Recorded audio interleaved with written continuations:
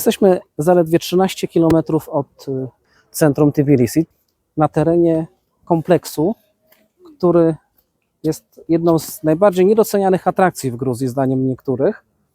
To kompleks nazywany Kroniki Gruzji i został stworzony, aby uczcić 3000 lat państwowości Gruzji i 2000 lat chrześcijaństwa tutaj.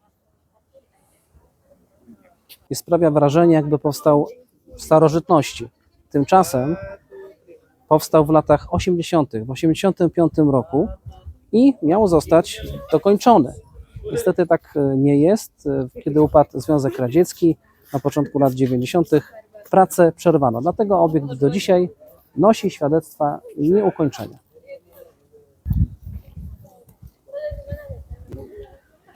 Zdjęcia nie oddają zapewne, jak wysoki jest ten kompleks.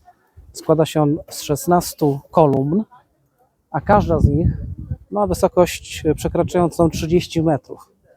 30 metrów to jest wieżowiec w naszych warunkach. Dolna część przedstawia motywy religijne, bardzo często z osobą Chrystusa w roli głównej. Później są fragmenty poświęcone bohaterom gruzińskim, a wyżej też różne sceny z codziennego życia Gruzinów. Przypominamy, to jest forma kroniki Gruzji. Ponieważ obiekt ma charakter religijno-historyczny, to tutaj mamy na głównym placu przed tym kompleksem takie zwoje, które są modlitwami. To są modlitwy do Boga, po to, żeby Bóg je wyraźnie widział, dlatego są tutaj rozłożone. Wśród scen biblijnych można rozpoznać na przykład tę, która symbolizuje, pokazuje nam najprawdopodobniej Adama w ogrodzie Eden. Tutaj mamy rozmowę Jezusa z Samarytanką przy studni. Tutaj wyraźnie scenę, w której Jezus myje uczniom nogi. Tutaj mamy najprawdopodobniej, najpewniej wręcz scenę przemienienia. Tutaj wyraźnie jest ostatnia wieczerza. Potem mamy sceny przedstawiające śmierć Chrystusa. Później sceny po śmierci i wiele, wiele innych o takim charakterze czysto religijnym. I teraz, co jest moim zdaniem niebywałe w tym wszystkim? Pamiętajmy, że stworzono to w komunizmie w 1985 roku, w obrębie Związku Radzieckiego. Tu wciąż był Związek Radziecki.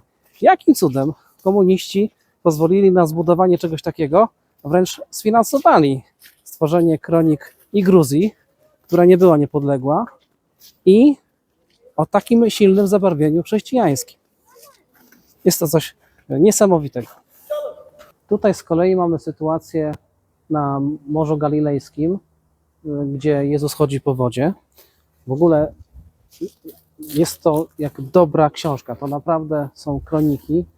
Tu można chodzić, dopatrywać się, doszukiwać różnych szczegółów, zadzierać głowę, no bo jest to jednak 30 metrów do czytania. Robi wrażenie. Naprawdę robi wrażenie.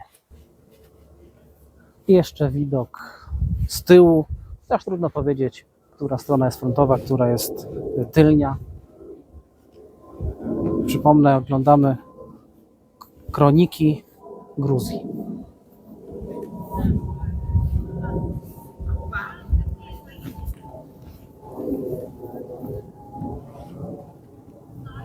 Przejdźmy się jeszcze raz wspólnie pomiędzy tymi monumentami.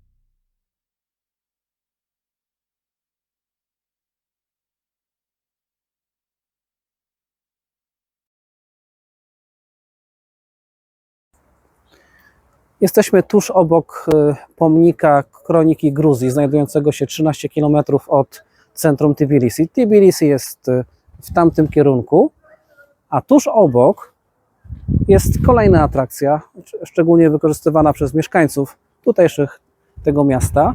Jest to Morze Tbilisi, które jest sztucznym zbiornikiem.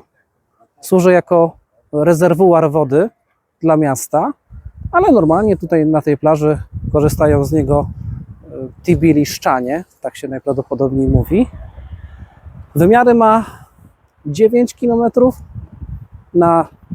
do 2 albo ponad 2, ponieważ ta objętość się zmienia. Tak jak wspomniałem, mieszkańcy korzystają z tego zbiornika, sztucznego zbiornika, więc jego pojemność w ciągu roku ulega zmianom.